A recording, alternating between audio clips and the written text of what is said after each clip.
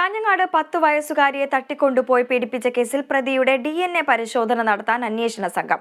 പ്രതി കുടക് സ്വദേശി PA സലീമിന്റെ രക്തവും മുടിയും ശേഖരിക്കാൻ Hosdurg judicial first class magistrate കോടതിയിൽ അപേക്ഷ നൽകും. ഇപ്പോൾ വിവരങ്ങളുമായി ജോസഫ് അഗസ്റ്റിൻ കാസർഗോഡ് നിന്നും ചേരുന്നു. ജോസഫ്, ഈ 10 വയസ്സുകാരിയെ തട്ടിക്കൊണ്ടുപോയി പീഡിപ്പിച്ച കേസിലാണ് ഇപ്പോൾ DNA പരിശോധന നടത്താൻ തീരുമാനമായിരിക്കുന്നത്. എപ്പോഴാണ് ഈ പരിശോധന നടത്തുക? വിശദാംശങ്ങൾ. വൃന്ദ, കാഞ്ഞങ്ങാട് 10 വയസ്സുകാരിയെ തട്ടിക്കൊണ്ടുപോയി പീഡിപ്പിച്ച കേസിൽ ഇനി നിർണായകമാകുക ഈ ശാസ്ത്രീയ തെളിവുകളാണ്.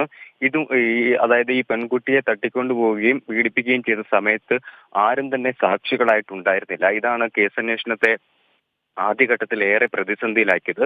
പക്ഷേ DNA അടക്കമുള്ള പരിശോധനാ ഫലങ്ങൾ വന്നു കഴിഞ്ഞാൽ ഈ ഒരു കാര്യത്തിൽ കൃത്യമായ തെളിവുകൾ പോലീസിന്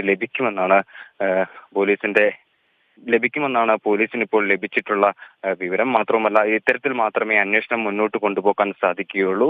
ഈ പ്രതിയായിട്ടുള്ള കുടക് സ്വദേശി PA സലീമിന്റെ രക്തവും മുടിയും ശേഖരിക്കാനാണ് ഹോസ്ദുർഗ് 1ാം ക്ലാസ് മജിസ്ട്രേറ്റ് കോടതിയിൽ ഈ അന്വേഷണ സംഘം അപേക്ഷ നൽകുക. ഏതൊക്കെയായാലും ഇയാൾ ഇപ്പോൾ 14 ദിവസത്തേക്ക് ഇയാളെ കോടതി റിമാൻഡ് ചെയ്തിട്ടുണ്ട്. റിമാൻഡിൽ നിന്ന് കസ്റ്റഡിയിൽ വിട്ടുകിട്ടാനും ഈ അന്വേഷണ സംഘം അപേക്ഷ നൽകും. 5 ദിവസത്തേക്കാണ് ഈ കസ്റ്റഡി ആവശ്യപ്പെട്ടിട്ടുള്ളത്. ഈ റിമാൻഡ് റിപ്പോർട്ട് വന്നിരുന്നു. ഈ റിമാൻഡ് റിപ്പോർട്ടിൽ ഇയാളും നേരത്തെ പ്രായപൂർത്തിയാകാത്ത പെൺകുട്ടിയെ പീഡിപ്പിച്ച കേസിലെ പ്രതിയാണെന്നും കുറ്റകൃത്യങ്ങൾ ആവർത്തിക്കാൻ സാധ്യതയുള്ളതിനാൽ ജാമ്യം നൽകരുതെന്നും സാക്ഷികൾ പ്രതിയെ തിരിച്ചറിഞ്ഞുവെന്നും റിമാൻഡ് റിപ്പോർട്ടിൽ കൊടുത്തിട്ടുണ്ട്. മോഷണം നടത്തുക എന്ന ലക്ഷ്യത്തോടെയാണ് ഈ അസമയത്ത് കറങ്ങി നടന്നതെന്നും ഈ റിമാൻഡ് റിപ്പോർട്ടിൽ രേഖപ്പെടുത്തിയിരിക്കുക. ഏതൊക്കെയായാലും ശാസ്ത്രീയ പരിശോധനകളുടെ അടിസ്ഥാനത്തിൽ മാത്രമേ ഇനി കേസ് അന്വേഷണത്തിൽ ശക്തമായ തെളിവുകൾ ശേഖരിക്കാൻ പോലീസിന് സാധിക്കുള്ളൂ. അതുകൊണ്ടാണ് ഹോസ്ദുർഗ് 1ാം ക്ലാസ് മജിസ്ട്രേറ്റ് കോടതിയിൽ ഇത്തരം ഒരു നീക്കവുമായി ഇപ്പോൾ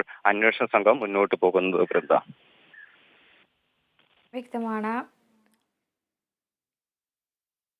വിശദാംശങ്ങൾ നൽകുകയായിരുന്നു ജോസഫ് അഗസ്റ്റിൻ.